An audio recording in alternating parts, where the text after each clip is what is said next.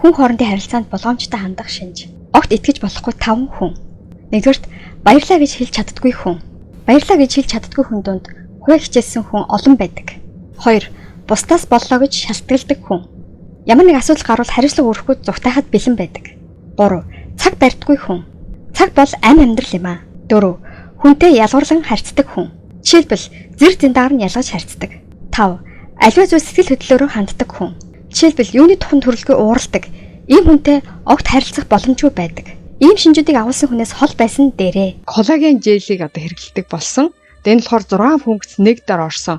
Тонер, гоо сайхны серум, эмульс, тос, маск, нүүр бодолтын суурь гэдэг энэ одоо 6 зүйл нэг дор орсон.